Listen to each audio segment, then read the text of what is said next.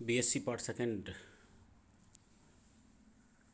Physical chemistry के video श्रृंखला में हम आज आगे बढ़ते हैं और हम लेंगे ऑस्वाल्ड डाइल्यूशन लॉ। ओस्वाल्ड का तनुता का नियम, ओस्वाल्ड का तनुता का नियम या ओस्वाल्ड डाइल्यूशन लॉ। इसके पहले वाले वीडियो श्रृंखला में हमने आर्हेनियस थ्योरी के बारे में, आर्हेनियस थ्योरी को पढ़ा था और आर्हेनियस थ्योरी के बाद में आर्हेनियस थ्योरी के लिमिटेशंस को भी देखा था। आज हम ले रहे हैं ओस्वाल्ड डाइल्यूशन लॉ।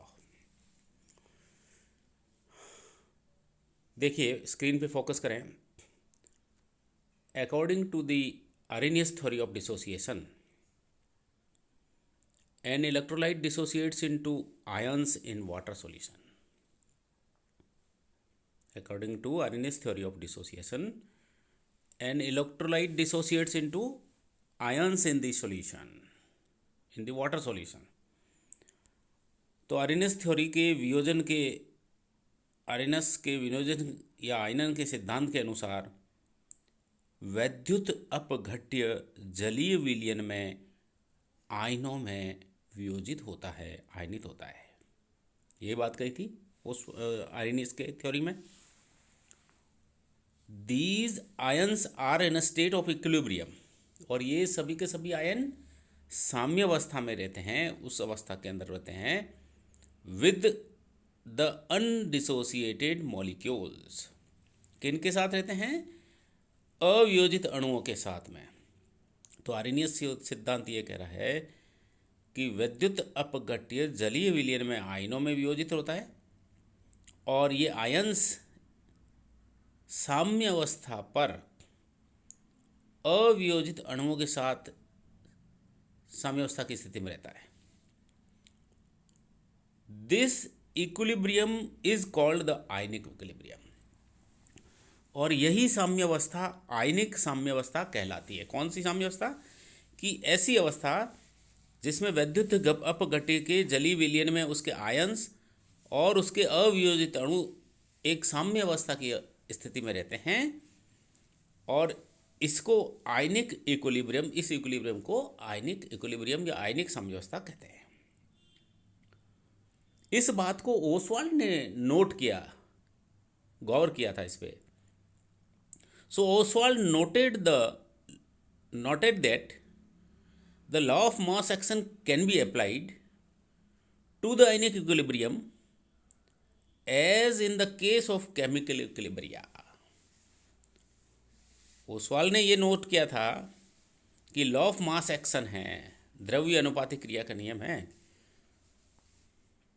वो आयनिक इक्विलिब्रियम पर अप्लाई किया जा सकता है।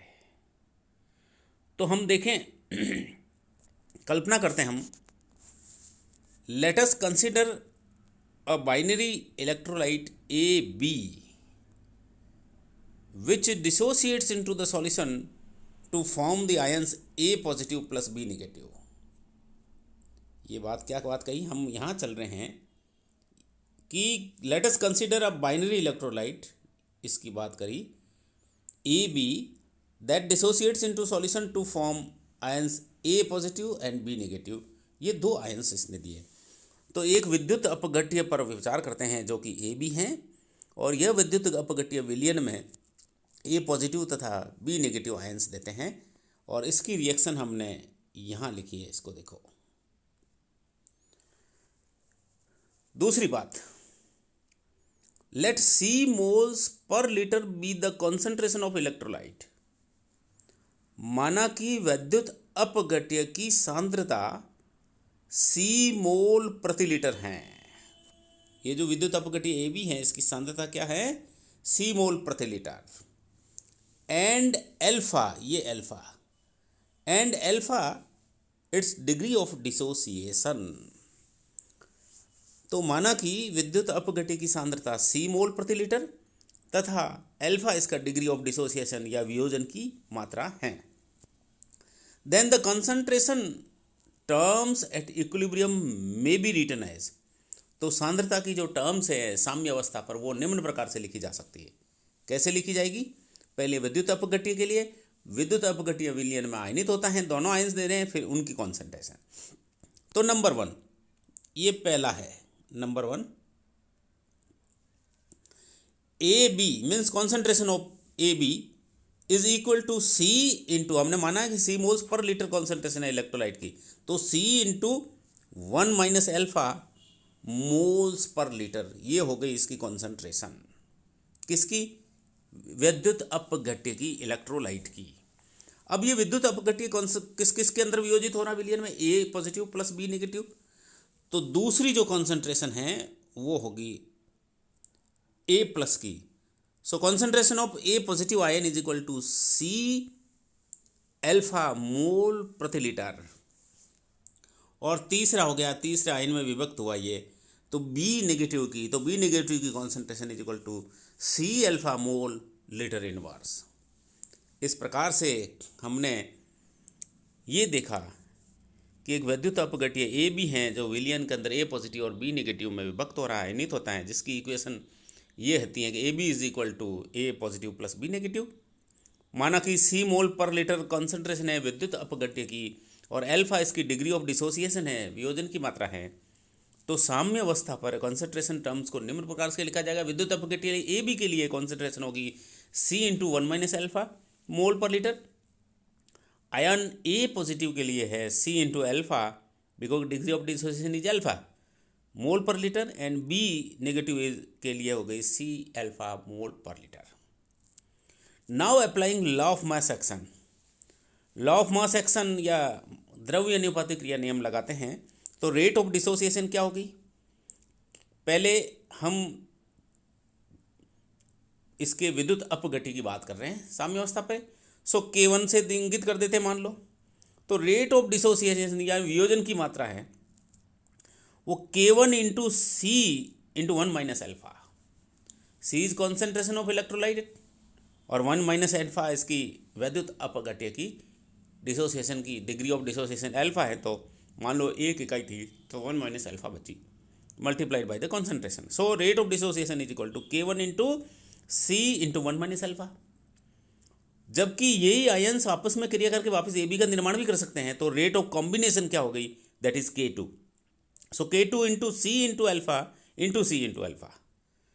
ये लॉ ऑफ मास एक्शन लगाने पर रेट ऑफ डिसोसिएशन और रेट ऑफ कॉम्बिनेशन हमने बता दी। Next slide.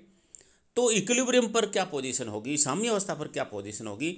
सो दैट दोनों की दोनों साम्य अवस्था तब प्राप्त होगी कि क्रियाकारक के बनने और क्रियाकारक से उत्पाद बनने और उत्पाद से क्रियाकारक बनने की गतियां बराबर होती हैं।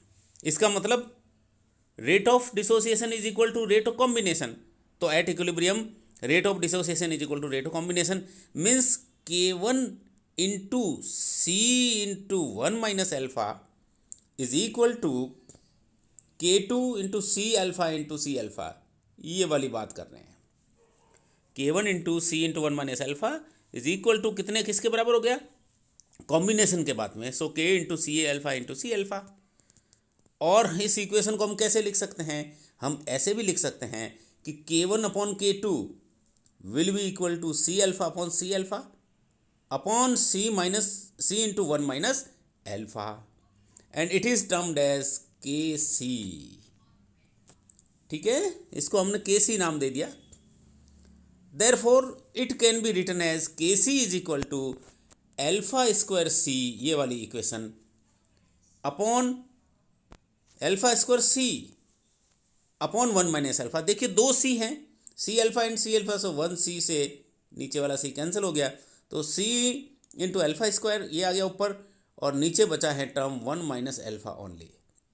सो KC is equal to alpha square C upon 1 minus alpha mole litre inverse. इस प्रकार से हमें ये टर्म प्राप्त हो गई जो कि इस कांस्टेंट को, वियोजन कांस्टेंट को बता रही है। The equilibrium constant Kc is called as dissociation constant और आयोनाइजेशन कांस्टेंट। जो साम्यावस्था स्थिरांक Kc हैं उसको वियोजन स्थिरांक अथवा आयनन स्थिरांक कहते हैं। It has a constant value at constant temperature, और ये स्थिर ताप पर, एक नियत ताप पर इसकी वैल्यू, इसका मान स्थिर होता है। if 1 mole of an electrolyte be dissolved in V liter of the solution, then भाई 1 मोल वैद्युत अपघट्य को V लीटर विलियन में अगर इसको डिसॉल्व किया जाता है तो क्या होगा, कॉन्सेंट्रेशन क्या हो गई भाई, C is equal to 1/1/V, सीधी सी बात है। तो C is equal to 1/V means V is known as the dilution for the solution. ये जो V है ये डाइल्यूशन फॉर द सॉल्यूशन है। देयरफॉर इक्वेशन 1 जो है दैट नाउ बिकम्स एज, अब हम C में C की जो वैल्यू है, हमने ये जो वैल्यू निकाली C is equal to 1 minus alpha, the value of C is substituted in equation number 1, यहाँ पर रख देते हैं।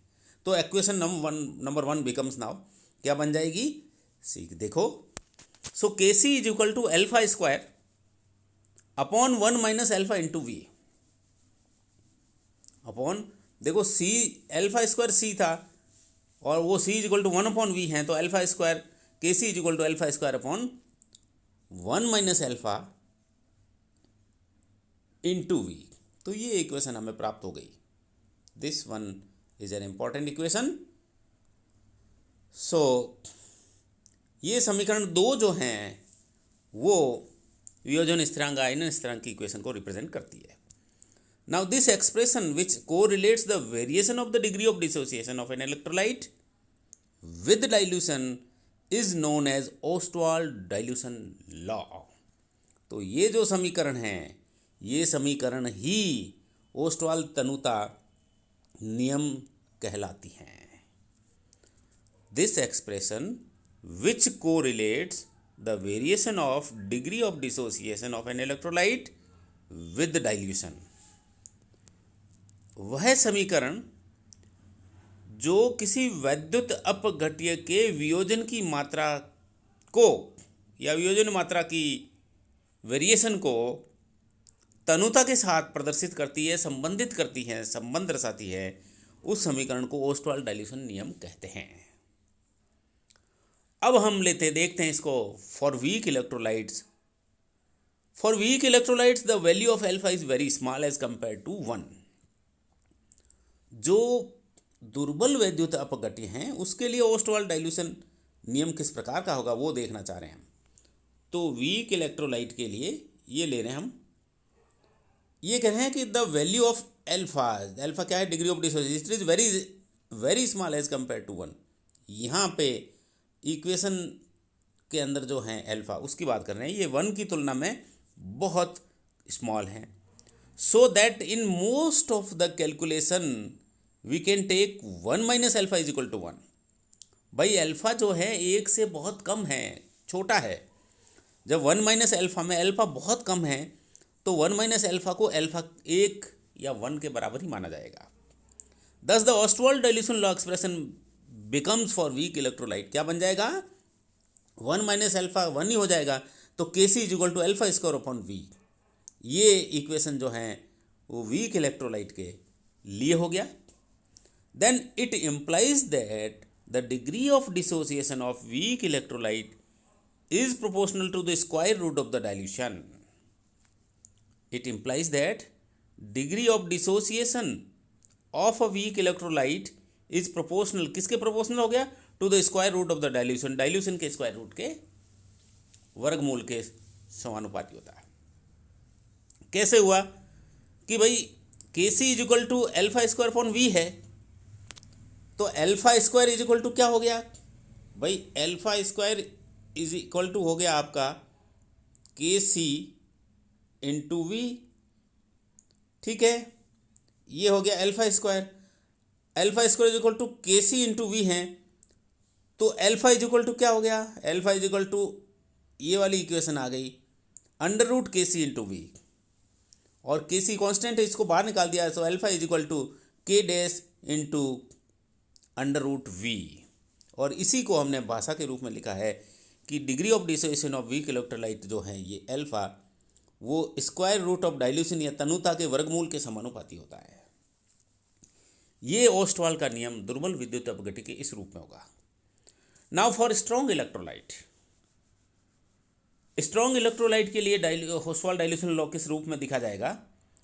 For strong electrolytes the value of alpha is large. देखो वीक इलेक्ट्रोलाइट के लिए तो वैल्यू ऑफ एल्फा कितना था? 1 से बहुत कम था, नगण्य था, इसलिए उसको 1 माइनस एल्फा की तुलना में उसको 1 ही माना गया।